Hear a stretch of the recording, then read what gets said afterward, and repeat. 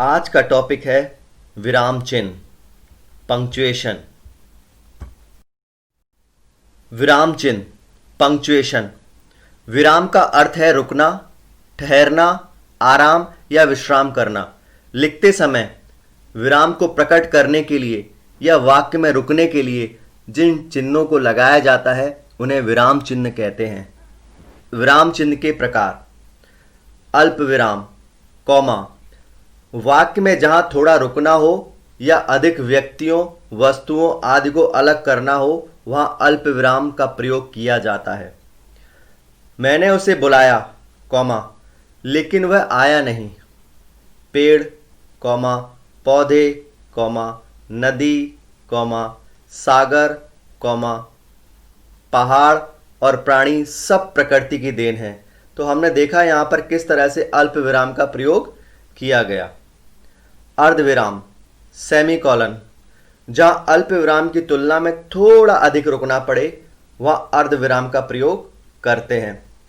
सूरज छिप गया, अर्धविराम। किसान घर जाने लगे। कल रविवार है, अर्धविराम, छुट्टी का दिन है। पूर्ण विराम, फुल स्टॉप। ये सबसे सरल विराम चिन्ह है। जब बात पूरी या खत्म हो जाए या समाप्त हो जाए तब पूर्ण विराम लगाते हैं। मैंने अपना काम पूरा कर लिया, पूर्ण विराम। अब तुम जा सकते हो, पूर्ण विराम। अपूर्ण विराम, कॉलन। जहां वाक्य पूरा नहीं होता है और उसे अलग दिखाना है तब अपूर्ण या उपविराम लगाते हैं। जैसे प्रदूषण, उपविराम, एक अभिशाप है। कृष्ण के अनेक नाम हैं, उपविराम, मोहन, गोपाल, केशव, गिरधर आदि।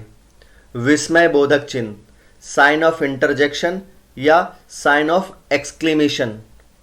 जब वाक्य में खुशी, घृणा, आश्चर्य, दया, भय, संबोधन आदि के भाव हों तब विस्मय बोधक चिन्ह लगाते हैं। जैसे वाह, एक्सक्लेमेशन मार्क, या विस्मय बोधक चिन्ह, कमाल कर दिया, ओह, हम मैच हार गए, उफ, ये तुमने क्या किया। प्रश्नवाचक चिन्ह, क्वेश्चन मार्क। जब वाक्य में कोई प्रश्न पूछा जाए तो प्रश्नवाचक चिन्ह लगाते हैं। जैसे ताजमहल किसने बनवाया, प्रश्नवाचक चिन्ह। क्या तुम आ रहे हो, प्रश्नवाचक चिन्ह। क्या वह खेल रहा है, प्रश्नवाचक चिन्ह। कोष्टक, ब्रैकेट। वाक्य के बीच में आए शब्दों अथवा पदों का अर्थ स्पष्ट करने के लिए कोष्टक का प्रयोग करते हैं। माखन चोर, तो अब ये बताया गया माखन चोर कौन था, कृष्ण ने माखन चुराया। काल, काल को स्पष्ट किया गया समय के 3 भेद हैं। उद्धरण या अवतरण चिन्ह, इन्वर्टेड कॉमा। वाक्य में किसी की कही हुई बात को ज्यों का त्यों रखने के लिए उद्धरण या अवतरण चिन्ह का प्रयोग करते हैं। जैसे पुलिस ने कहा हाथ ऊपर, उसने कहा अब हमारी मदद कौन करेगा। योजक चिन्ह, हाइफन। 2 शब्दों में परस्पर संबंध स्पष्ट करने के लिए तथा युग्म व तुलनावाचक शब्द के पहले योजक चिन्ह लगाते हैं। 2 शब्दों को जोड़ने के लिए भी हम योजक चिन्ह का प्रयोग करते हैं। उसका चेहरा चांद सा था तो चेहरे की तुलना की गई है चांद सा, तो यहां पर योजक चिन्ह है। सुख दुख तो आते जाते रहते हैं। सुख दुख और आते जाते में भी हमने योजक चिन्ह का प्रयोग किया है। लाघव चिन्ह, साइन ऑफ एब्रिविएशन। किसी शब्द या वाक्य को संक्षिप्त या छोटे रूप में लिखने के लिए लाघव चिन्ह का प्रयोग करते हैं। पंडित को हमने शॉर्ट फॉर्म में लिखा है प और लाघव चिन्ह। उत्तर प्रदेश को हमने शॉर्ट रूप में लिखा है ओ और प्र लाघव चिन्ह लगाकर। कृपया पृष्ठ उलटिए को भी हमने संक्षिप्त रूप में लिखा है क्र प्र ओ लाघव चिन्ह के साथ। विवरण चिन्ह, साइन ऑफ फॉलोइंग। वाक्य में निर्देश या आदेश देने के लिए विवरण चिन्ह का प्रयोग किया जाता है। वाक्य के 2 भेद होते हैं, विवरण चिन्ह, एक वचन, 2 वचन। कृपया निम्न नियमों का पालन करें। विवरण चिन्ह, मास्क लगाएं, बार बार हाथ धोएं। लोप चिन्ह, मार्क ऑफ ओमिशन।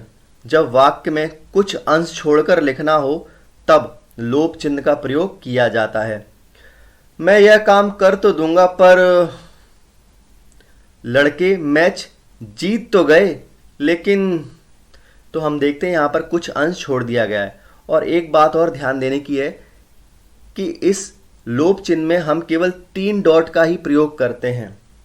विस्मरण चिन्ह, साइन ऑफ ऑब्लिवियन, वाक्य में किसी शब्द के भूल जाने पर विस्मरण चिन्ह लगाया जाता है।